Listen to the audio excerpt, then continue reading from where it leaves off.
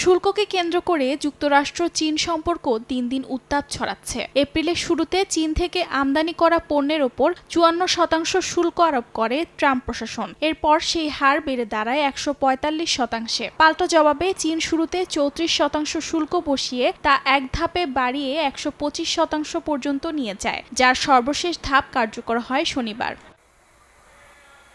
যুক্তরাষ্ট্রে আমদানি হওয়া চীনা পণ্যের সম্পূরক শুল্ক পুরোপুরি বাতিল করে নিজেদের ভুল শুধরে নিতে ওয়াশিংটনের প্রতি জোর আহ্বান জানিয়েছে বেইজিং। এক বিবৃতিতে চীনের বাণিজ্য মন্ত্রণালয় স্পষ্ট জানায়, যুক্তরাষ্ট্র যদি শুল্কযুদ্ধ করতেই চায় তবে শেষ পর্যন্ত লড়াই করতে প্রস্তুত বেইজিং। মার্কিন প্রেসিডেন্ট ডোনাল্ড ট্রাম্প ইলেকট্রনিক ও চিপ নির্মাণে গুরুত্বপূর্ণ উপাদানকে বাড়তি শুল্ক থেকে রেহাই দেওয়ার ঘোষণা দিয়েছেন। তার প্রক্রিয়ায় রোববার চীন এ আহ্বান জানায়।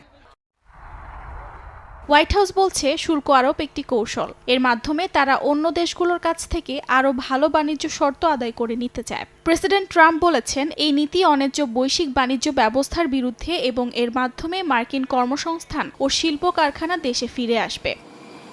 অর্জিতা শাহজিন, সময় সংবাদ।